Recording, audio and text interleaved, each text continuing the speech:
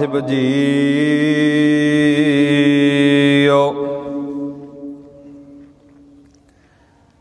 ਗਿਆਨ ਧਿਆਨ ਕਿਛ ਕਰਮ ਨ ਜਾਣਾ,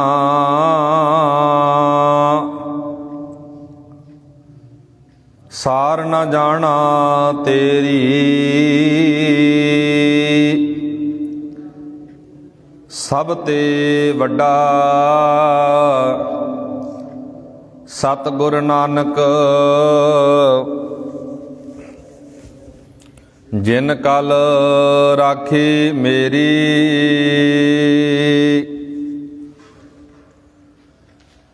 ਧੰਨ ਵਾਹਿਗੁਰੂ ਸਾਹਿਬ ਜੀਓ। ਸ਼ਲੋਕ। ਚਾਰ ਕੁੰਟ 14 ਭਵਨ,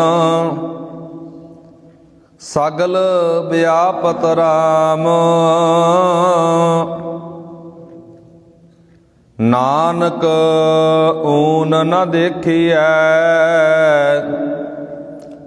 ਪੂਰਨ ਤਾਕੇ ਕਾਮ। ਪੌੜੀ। 14 ਚਾਰ ਕੁੰਟ ਪ੍ਰਭ ਆਪ, ਸਗਲ ਭਵਨ ਪੂਰਨ ਪ੍ਰਤਾਪ। ਦਸੇ ਦਿਸ਼ਾ ਰਵਿਆ ਪ੍ਰਭ ਏਕ, ਧਰਨ ਆਕਾਸ਼ ਸਭ ਮੈਂ ਪ੍ਰਭ ਭੇਖ। ਜਲ ਥਲ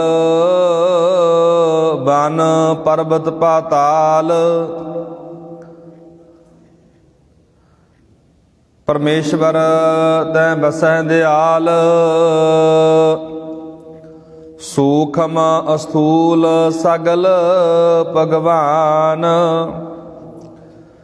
ਨਾਨਕ ਗੁਰਮੁਖ ਬ੍ਰਹਮ ਪਛਾਨ।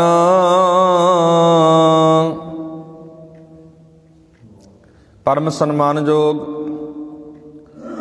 ਜੁਗੋ ਜੁਗ ਅਟਲ ਚਬਰ ਤਖਤ ਦੇ ਮਾਲਕ ਸਾਹਿਬ ਸਤਿਗੁਰੂ ਧੰਨ ਧੰਨ ਸ੍ਰੀ ਗੁਰੂ ਗ੍ਰੰਥ ਸਾਹਿਬ ਜੀ ਮਹਾਰਾਜ, ਤਿੰਨਾਂ ਦੀ ਹਜ਼ੂਰੀ ਅੰਦਰ ਜੁੜ ਮਿਲ ਬੈਠੇ ਅਤ ਸਤਿਕਾਰਯੋਗ ਸਨਮਾਨਯੋਗ ਸਤ ਸੰਗੀ ਜਨੋਂ ਬਹੁਤ ਹੀ ਵਡਭਾਗੇ ਹਾਂ ਜੋ ਕਿ ਰੋਜ਼ਾਨਾ ਲੜੀਵਾਰ ਕਥਾ ਵਿਚਾਰ ਦੇ ਨਾਲ ਜੁੜਦੇ ਹਾਂ। ਲੜੀਵਾਰ ਚੱਲ ਰਹੀ ਕਥਾ ਵਿਚਾਰ ਥਿੱਤੀ ਗੌੜੀ ਮਹੱਲਾ ਪੰਜਵਾ, ਗੁਰੂ ਗ੍ਰੰਥ ਸਾਹਿਬ ਦਾ ਪਾਵਨ ਪਵਿੱਤਰ ਅੰਕ 299। ਆਓ ਗੁਰਮੁਖੋ, ਵਿਚਾਰਾਂ ਦੀ ਆਰੰਭਤਾ ਕਰਨ ਤੋਂ ਪਹਿਲਾਂ ਸਾਰੀ ਸੰਗਤ ਦੋਵੇਂ ਹੱਥ ਜੋੜ ਕੇ ਆਖੋ, ਵਾਹਿਗੁਰੂ ਜੀ ਕਾ ਖਾਲਸਾ ਵਾਹਿਗੁਰੂ ਜੀ ਕੀ ਫਤਿਹ। ਲੜੀਵਾਰ 14 ਨੰਬਰ ਥਿੱਤ ਤੇ ਆਪਾਂ ਪਹੁੰਚੇ ਹਾਂ ਜੀ। ਸਤਿਗੁਰੂ ਗੁਰੂ ਅਰਜਨ ਸਾਹਿਬ ਮਹਾਰਾਜ ਸ਼ਲੋਕ ਦੇ ਅੰਦਰ ਪ੍ਰਮਾਤਮਾ ਦੀ ਵਡਿਆਈ, ਪ੍ਰਮਾਤਮਾ ਦੇ ਪਸਾਰੇ ਬਾਰੇ ਕਹਿ ਰਹੇ ਨੇ। ਚਾਰ ਕੁੰਟ 14 ਭਵਨ, ਸਗਲ ਵਿਆਪਤ ਰਾਮ। ਨਾਨਕ ਊਨ ਨ ਦੇਖੀਐ, ਪੂਰਨ ਤਾਂਕੇ ਕਾਮ। ਊਨ ਦਾ ਅਰਥ ਹੁੰਦਾ ਜੀ ਘਾਟ, ਕਮੀ। ਕੁੰਟ ਦਾ ਅਰਥ ਹੁੰਦਾ ਪਾਸੇ, ਚੌਹ ਕੁੰਟ ਚਾਰੇ ਪਾਸੇ। 14 ਭਵਨ, 7 ਆਕਾਸ਼ ਤੇ 7 ਪਤਾਲ। ਗੁਰੂ ਅਰਜਨ ਸਾਹਿਬ ਮਹਾਰਾਜ ਪਰਮਾਤਮਾ ਦੇ ਪ੍ਰਥਾਏ ਗੱਲ ਕਹਿ ਰਹੇ ਨੇ। ਉਹ ਰੱਬ ਵਾਹਿਗੁਰੂ ਕਿਸੇ ਇੱਕ ਥਾਂ ਤੇ ਕੈਦ ਨਹੀਂ ਕੀਤਾ ਹੋਇਆ। ਸਾਡੇ ਮਨ ਦਾ ਇਹ ਭੁਲੇਖਾ, ਸਾਡੇ ਮਨ ਦਾ ਇਹ ਭਰਮ ਗੁਰੂ ਨੇ ਕੱਢਿਆ ਵੀ ਉਹ ਪਰਮਾਤਮਾ ਕੇਵਲ ਇੱਕ ਥਾਂ ਤੇ ਨਹੀਂ ਕੈਦ ਕੀਤਾ ਹੋਇਆ, ਵੀ ਕੇਵਲ ਗੁਰਦੁਆਰੇ ਅੰਦਰ ਹੀ ਹੈ, ਬਾਹਰ ਨਹੀਂ ਕਿਤੇ ਹੈਗਾ। ਇਹੀ ਭੁਲੇਖਾ ਬਾਬਾ ਕਬੀਰ ਜੀ ਨੇ ਇਸਲਾਮ ਵਾਲਿਆਂ ਦਾ ਕੱਢਿਆ, ਹਿੰਦੂਆਂ ਦਾ ਕੱਢਿਆ। ਉਹਨਾਂ ਦਾ ਵੀ ਮੰਨਣਾ ਇਹ ਸੀ ਨਾ ਵੀ ਸਾਡਾ ਅੱਲਾ, ਸਾਡਾ ਰੱਬ ਕੇਵਲ ਸਾਡੀ ਮਸੀਤ ਵਿੱਚ ਰਹਿੰਦਾ ਹੈ। ਸਤਿਗੁਰੂ ਬਾਬਾ ਕਬੀਰ ਜੀ ਦਾ ਸ਼ਬਦ ਪੜੋ ਜੀ, ਸਾਰੀ ਗੱਲ ਸਮਝ ਆਵੇਗੀ। ਬਾਬਾ ਕਬੀਰ ਜੀ ਕਹਿੰਦੇ ਅੱਲਾ ਏਕ ਮਸੀਤ ਬਸਤ ਹੈ, ਅਬਰ ਮੁਲਕ ਸਕੇਰਾ। ਹੋਰ ਜਿਹੜਾ ਮੁਲਕ ਹੈ, ਹੋਰ ਜਿਹੜੀਆਂ ਥਾਵਾਂ ਨੇ, ਹੋਰ ਕਿਤੇ ਹੈ ਨਹੀਂ ਆ। ਫਿਰ ਹਿੰਦੂ ਮੂਰਤ ਨਾਮ ਨਿਵਾਸੀ ਦੋਹਵੇਂ ਤਤ ਨਾ ਹੇਰਾ। ਅੱਲਾ ਰਾਮ ਹਿੰਦੂ ਕਹਿੰਦਾ ਮੇਰਾ ਮੂਰਤੀ ਅੰਦਰ ਹੈ। ਅੱਲਾ ਰਾਮ ਜੀਵਾ ਤੇਰੇ ਨਾਈ, ਤੂੰ ਕਰ ਮੇਰਾ ਮਸਾਈ। ਦੱਖਣ ਦੇਸ਼ ਹਰੀਕਾ ਬਾਸਾ, ਪੱਛਮ ਅੱਲਾ ਮੁਕਾਮਾ। ਦਿਲ ਮੈਂ ਖੋਜ ਦਿਲੈ ਦੁਲ ਖੋਜੋ, ਇਹੀ ਠੌਰ ਮੁਕਾਮਾ। ਰੱਬ ਦੀ ਥਾਂ, ਰੱਬ ਦਾ ਘਰ ਤਾਂ ਹਿਰਦਾ ਘਰ ਹੈ। ਹਿਰਦੇ ਅੰਦਰੋਂ ਰੱਬ ਨੂੰ ਵੇਖ। ਇੱਥੇ ਗੁਰੂ ਅਰਜਨ ਸਾਹਿਬ ਮਹਾਰਾਜ ਕਹਿ ਰਹੇ ਨੇ, ਉਹ ਪਰਮਾਤਮਾ, ਉਹ ਇੱਕ ਵਾਹਿਗੁਰੂ, 4 ਕੁੰਟ 14 ਭਵਨ, ਹਰ ਪਾਸੇ ਚਾਰੇ ਕੁੰਟਾਂ ਵੱਲ 14 ਭਵਨਾਂ ਦੇ ਵਿੱਚ ਸਗਲ ਵਿਆਪਤ ਰਾਮ, ਸਾਰੇ ਕਿਤੇ ਵਿਆਪਿਆ ਹੋਇਆ ਹੈ, ਸਾਰੇ ਕਿਤੇ ਰਮਿਆ ਹੋਇਆ, ਸਾਰੇ ਕਿਤੇ ਰਹਿ ਰਿਹਾ ਹੈ। ਆ ਸਾਰਾ ਪਸਾਰਾ ਆਕਾਸ਼ ਪਤਾਲ, ਜਿਹਨੂੰ ਮਹਾਰਾਜ ਕਹਿੰਦੇ ਜਲ ਥਲ ਮਹੀਲ ਪੂਰਿਆ, ਸੁਆਮੀ ਸਿਰਜਣਹਾਰ। ਜਲ ਦੇ ਵਿੱਚ ਵੀ ਹੈ, ਥਲ ਦੇ ਵਿੱਚ ਵੀ ਹੈ। ਧਰਤੀ ਦੇ ਸਾਰੇ ਪਸਾਰੇ ਵਿੱਚ ਪਰਮਾਤਮਾ ਵਸਿਆ ਹੋਇਆ, ਕਣ ਕਣ ਵਿੱਚ ਵਸਿਆ ਹੋਇਆ ਹੈ। ਇਹ ਗੱਲ ਗੁਰੂ ਅਰਜਨ ਸਾਹਿਬ ਜੀ ਕਹਿ ਰਹੇ ਨੇ, ਨਾਨਕ ਊਨ ਨਾ ਦੇਖੀ ਹੈ ਪੂਰਨਤਾ ਕੇ ਕਾਮ। ਮਹਾਰਾਜ ਕਹਿੰਦੇ ਇੱਥੇ ਅਖੀਰਲੀ ਜਿਹੜੀ ਸ਼ਲੋਕ ਦੀ ਪੰਕਤੀ ਹੈ, ਪਾਤਸ਼ਾਹ ਜੀ ਕਹਿੰਦੇ ਉਸ ਪਰਮਾਤਮਾ ਦੇ ਭੰਡਾਰਿਆਂ ਵਿੱਚ ਕੋਈ ਕਮੀ ਨਹੀਂ ਹੈ, ਕੋਈ ਘਾਟਾ ਨਹੀਂ ਹੈ।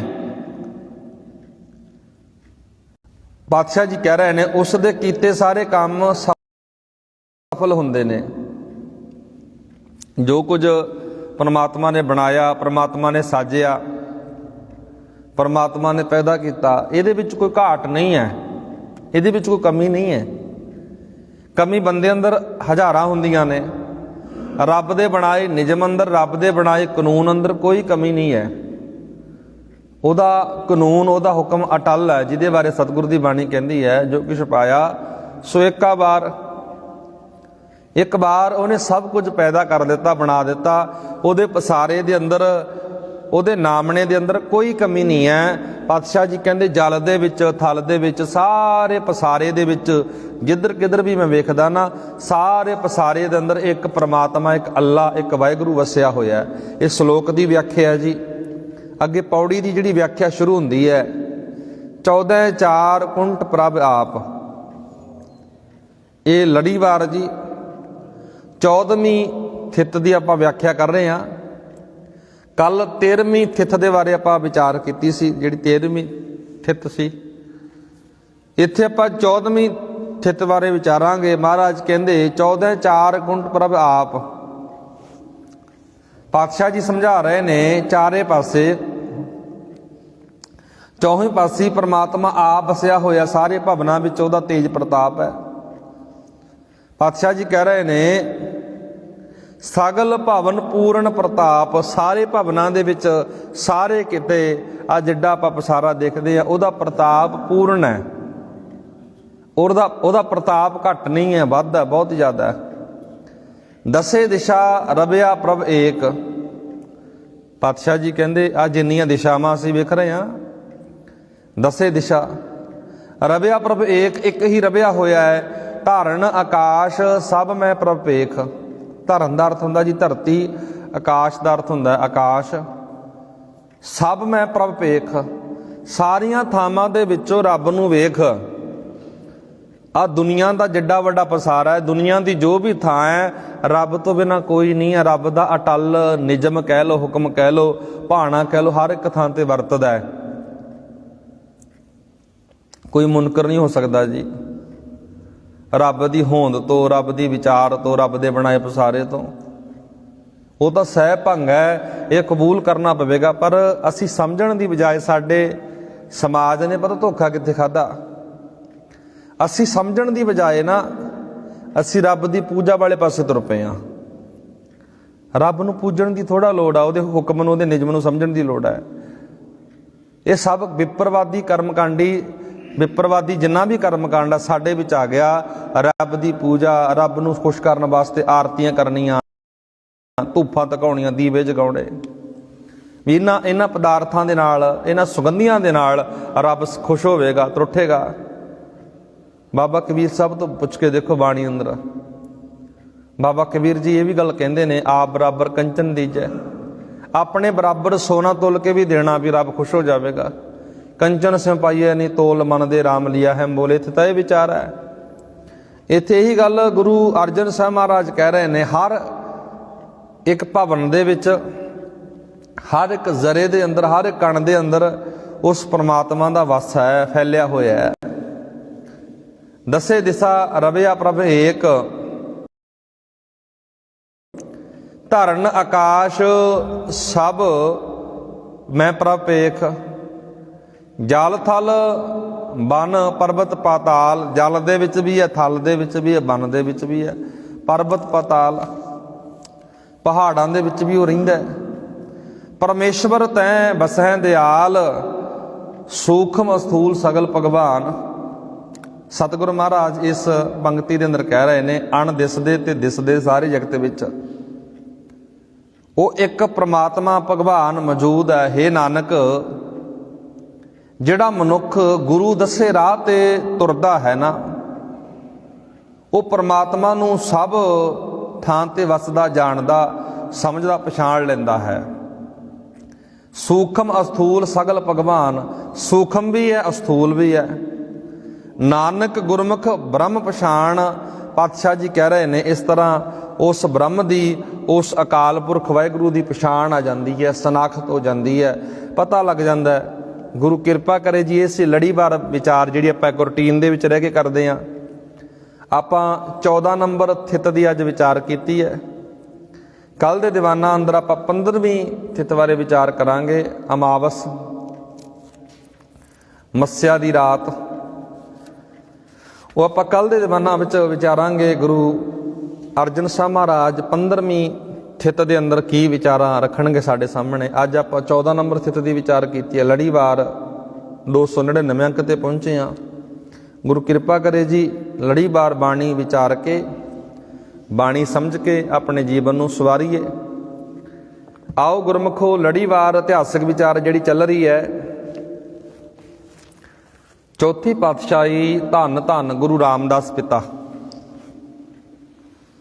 ਤਿੰਨਾਂ ਦੇ ਜੀਵਨ ਬਾਰੇ ਆਪਾਂ ਕੱਲ ਜਿਹੜੀ ਵਿਚਾਰ ਸ਼ੁਰੂ ਕੀਤੀ ਸੀ, ਉਹਨਾਂ ਦਾ ਜਨਮ ਤੇ ਬਚਪਨ।